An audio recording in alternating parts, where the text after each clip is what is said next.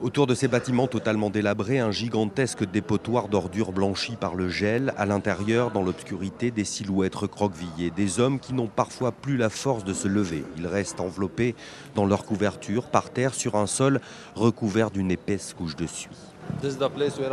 C'est l'endroit où je vis. On ne peut pas appeler ça une maison. On dirait l'enfer. Mati a 25 ans, il a quitté l'Afghanistan sous la menace des talibans. Un témoignage que nous livre une grande partie des hommes que l'on croise ici, près de vieux bidons rouillés qui leur servent pour réchauffer de l'eau au feu de bois. Regardez, tout est sale. Toute cette fumée. Même une personne normale ne pourrait pas passer une heure assis ici, dans ce froid. Mais moi, ça fait 3 mois que je vis ici. On distingue à peine le visage de Mati, une fumée noire très dense vous accroche les poumons à chaque respiration. Ce jeune docteur serbe confirme que tout ça n'arrange pas l'état de ceux qui traînent depuis des semaines une pneumonie ou une bronchite. Ça empire parce que le bois qu'ils utilisent, c'est du vieux bois de chemin de fer. C'est plein de pétrole et de goudron. Imaginez quand ça brûle. C'est extrêmement toxique et ça augmente les risques de cancer ou de je ne sais quoi. Mais dans ces conditions, ce qui compte, c'est d'avoir chaud. Peu importe ce que ça peut coûter à votre santé. Regarde, là, on a mis des canons à chaleur. Stéphane Moissin, chargé de mission dans les Balkans pour Médecins sans frontières. On n'arrive pas à avoir un niveau de dignité.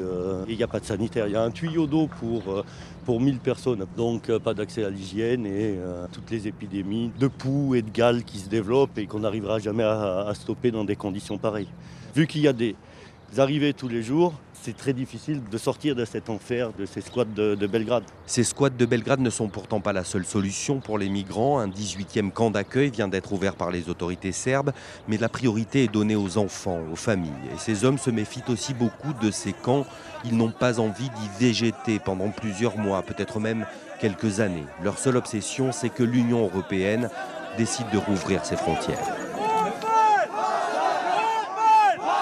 Réouverture des frontières et respect du droit des réfugiés, c'est ce que réclame cet homme. Debout sur le quai de l'entrepôt, il montre la blessure d'un de ses compagnons de route.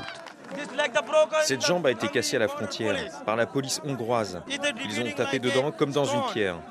C'est pas humain. Est-ce que c'est ça les droits de l'homme? Ils sont où les droits de l'homme? Depuis l'été dernier, le nombre de réfugiés acceptés par la Hongrie a chuté de 150 à 10 par jour. Mais c'est apparemment suffisant pour dédouaner la police hongroise de ses comportements violents. D'après Bruno Rotival, il dirige le bureau humanitaire de l'Union européenne dans les Balkans. La Hongrie, en laissant aujourd'hui passer 50 personnes par semaine, évite qu'on lui fasse ce type de critique. Les frontières ne sont pas fermées techniquement. Elle offre la possibilité à un nombre extrêmement réduit de personnes de demander l'asile. Dans ce sens-là, il y a un certain respect des conventions internationales. Cette gestion politique glaciale a fini par traumatiser Mati. Bien sûr que je rêve. La nuit dernière encore, j'ai rêvé de la frontière. Je rêve que les policiers viennent, qu'ils nous arrêtent, qu'ils nous battent et qu'ils nous expulsent.